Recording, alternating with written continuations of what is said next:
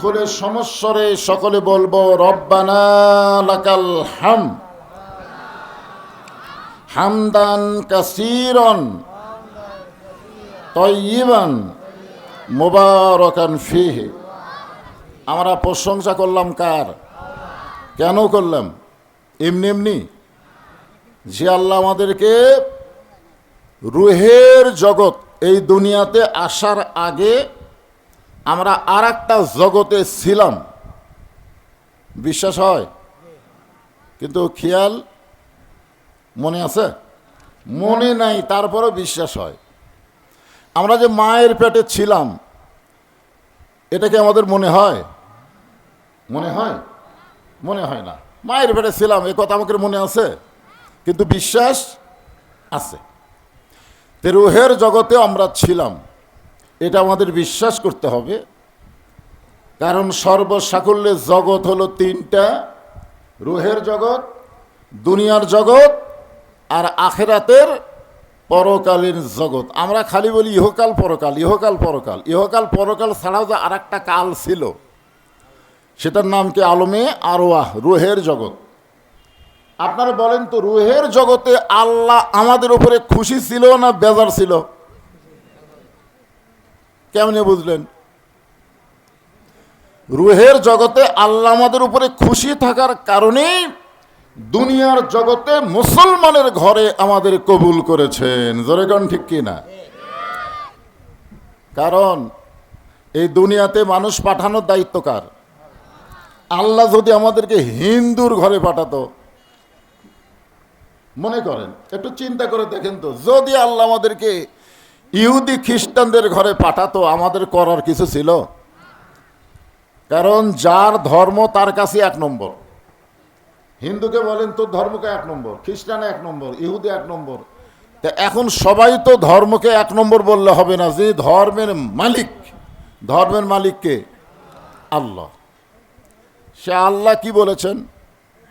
সে আল্লাহ বলেছেন, ওমাই ইয়াবতাগি গায়রাল ইসলামা দীনান ফালা ইউকবালা মিনহু। ইসলাম ছাড়া অন্য কোনো জীবন ব্যবস্থা, অন্য কোনো ধর্ম কেউ যদি গ্রহণ করে, পছন্দ করে, আল্লাহ বলেছেন লা ইউকবালা মিনহু, সেইটা কখনোই কবুল করা হবে না। এ আয়াতের দ্বারা কি বুঝলাম? আল্লাহর কাছে মনোনীত একমাত্র পছন্দনীয় জীবন ব্যবস্থার নাম কি? সবাই জোরে বলেন, নাম কি? ইন্নাদ দীনা ইনদাল্লাহিল ইসলাম।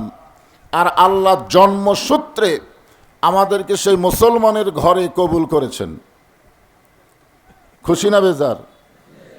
আজকে পবিত্র রমজান মাসে রোজা সম্পর্কে আলোচনা হবে। বিষয়টা হবে তাকওয়া। বিষয়টা কি? তাকওয়া। তাকওয়া অর্জনের জন্য রোজাটা হলো আল্লাহর এক নম্বর ইবাদত বান্দার জন্যে। নামাজের মাধ্যমে, হজের মাধ্যমে, জাকাতের মাধ্যমে মানুষ আল্লাহর ইবাদত করতে পারে, কিন্তু পরিপূর্ণ তাকওয়া অর্জন হয় না। যার কারণে আল্লাহ বলেছেন, কুতিবা আলাইকুমুস সিয়াম কামা কুতিবা আলাল লাযিনা মিন ক্বাবলিকুম লাআল্লাকুম তাত্তাকুন।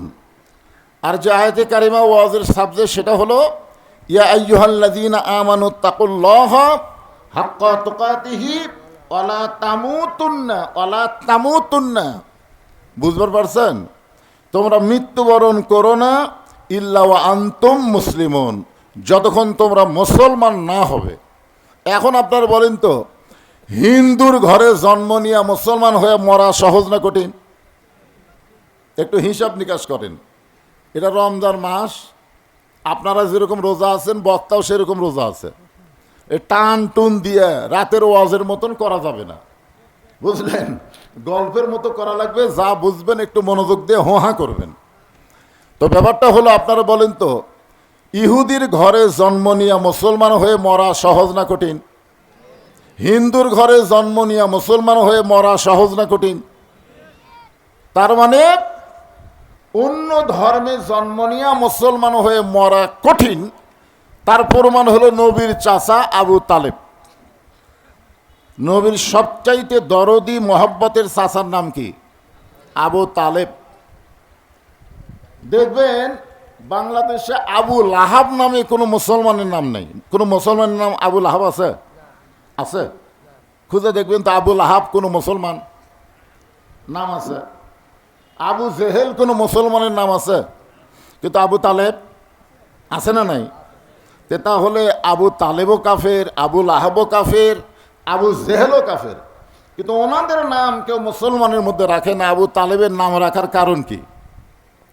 কারণ হলো আল্লাহ রাসূল বলেছেন যে মায়ের পেটে থাকতে আমি এতিম হয়েছি। মায়ের পেটে যখন নবী 6 মাস, ওই সময় নবীর বাবা আব্দুল্লাহ দুনিয়া থেকে বিদায় নিছেন। এ কারণেই রাসূল বলেছেন মায়ের পেটে থাকতে আমি এতিম হয়েছি, কিন্তু দুনিয়াতে আসার পরে আমি এতিম ছিলাম না। সাহাবেরা বললেন, হুজুর মায়ের পেটে থাকতে আপনি এতিম হয়েছেন আর দুনিয়াতে আসার পরে আপনি এতিম ছিলেন না, এটা কেমন কথা? আল্লাহ বলেছেন আলাম ইয়াজিদিকা ইয়াতীমান ফাআওয়া, আপনাকে এতিম হিসাবে পাওয়া গেছে। জোরে কোন ঠিক কিনা? রাসূল বললেন যে ভাগ্যগুণে এমন একটা চাচা আমি পাইছিলাম, যেই চাচা আমাকে এত দরদ দিয়ে লালন পালন করেছে, আমার যে বাবা নাই এটা আমার মনেই হয়নি। সুবহানাল্লাহ বলেন। তাহলে আবু তালেব নবীকে কত দরদ দিয়ে লালন পালন করেছে চিন্তা করে দেখেন। ওই মানুষটাও কিন্তু জাহান্নামে যাবে। নবীকে এত দয়া করে লালন পালন করে ওই মানুষটাও জাহান্নামে যাওয়ার কারণ হলো ওই মানুষটা মৃত্যুর সময় মুসলমান হয়ে মরতে পারেনি। রাসূল তাকে অসংখ্যবার কলেমার দাওয়াত দিয়েছেন, চাচা একটাবার খালি বলেন লা ইলাহা ইল্লাল্লাহ, আমি আপনাকে হাত ধরে জান্নাতে পৌঁছায় দেব। চাচা বারবার বলেছে মরি যখন যাব বাপ দাদার ধর্ম ছাড়ব না। এখান থেকে বোঝা গেল যেই ধর্মের উপরে যে জন্ম নেয় মনে করে এটাই আসল ধর্ম। জোরে কোন কথা ঠিক কিনা? তাহলে আল্লাহ আমাদের ইচ্ছা করলে ওই রকম ভুয়া ধর্মের উপরও মানে পাঠাবার পারতেন, কিন্তু ভুয়া ধর্মে না পাঠায় সরাসরি আল্লাহর পছন্দের ইসলামের মধ্যে আল্লাহ আমাদের কবুল করার কারণে বোঝা গেল রুহের জগতেও আল্লাহ আমাদের পক্ষে, এই দুনিয়ার জগতেও আল্লাহ আমাদের পক্ষে। জোরে কান সুবহানাল্লাহ। তাহলে জগৎ কয়টা? 3টা জগতের মধ্যে 2টার মধ্যেই আমরা দেখলাম আল্লাহ আমাদের পক্ষে। আর একটা জগৎ আমাদের সামনে আছে, সেই জগৎকে লক্ষ্য রেখে আল্লাহ বলেছেন ওই জগতে যাওয়ার আগে মুসলমান না হয়ে তোমরা যাইও না। মানে মুসলমান না হয়ে মরিও না, তার মানে কি? মুসলমান হয়ে মরলে ওই জগতে কোনো সমস্যা আছে? জগতে কোনো সমস্যা আছে? কোনো সমস্যা নেই। তো আল্লাহ বললেন মুসলমান না হয়ে,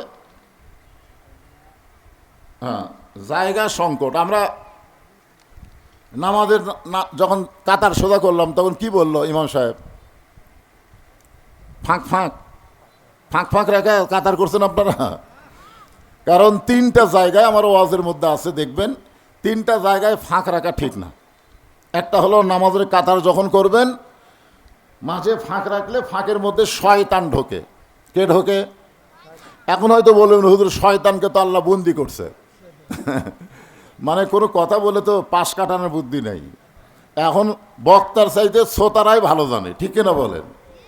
তো বলবে হুজুর শয়তান তো এখন জাহান্নামে বন্দি আছে। শয়তান বন্দি আছে, কিন্তু শয়তানি আপনার বলেন শয়তানি কি বন্দি আছে? আপনার একটা সাইকেল চালানোর সময় পেডেল মারেন না? মারেন কি মারেন না? তো পেডেল কি সবসময় মারেন? যখন পেডেল বন্ধ করে দেন তখন কি সাইকেল যায়? যায় না? এই যে আগে পেডেল মারছেন, মারা সাইকেলের মধ্যে একটা গতি তৈরি হয়েছে। এক সময় আপনি পেডেল বন্ধ করলেও সাইকেল কিন্তু অনেক দূর যায়। কেন যায়?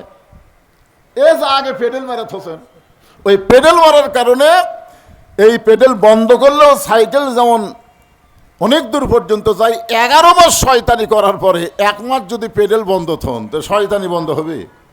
এই জন্য শয়তানি না আসলেও শয়তানি বন্ধ হয়নি। এই কারণে আমি আপনাদের বলবো যে আপনাদের মাঝে মাঝে যদি ফাঁকা থাকে অন্য ভাইদেরকে বসতে দেওয়ার জন্যে আল্লাহর হস্তে একটু জমে বসেন। ভাই রোদের দিন তো দেখতেছেন না, রোদের মধ্যে বসতে দিলে আর বসবে না, ছায়ের মধ্যে একটু বসতে চাই।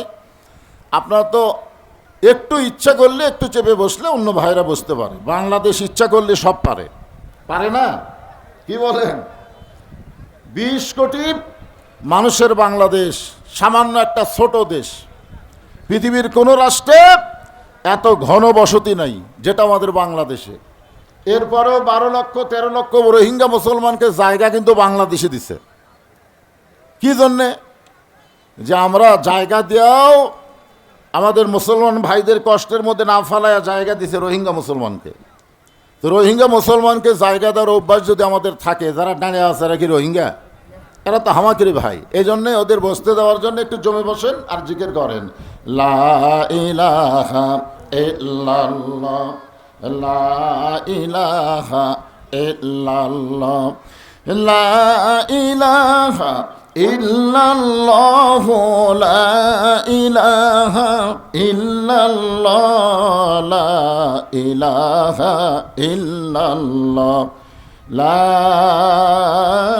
ইলাহা ইল্লাল্লাহু মুহাম্মাদুর রাসূলুল্লাহ সাল্লাল্লাহু আলাইহি ওয়াসাল্লাম। তাহলে আমি কি বলতেছি? যে আমাদের দুইটা জগৎ, রুহের জগতে আল্লাহ আমাদের পক্ষে ছিল।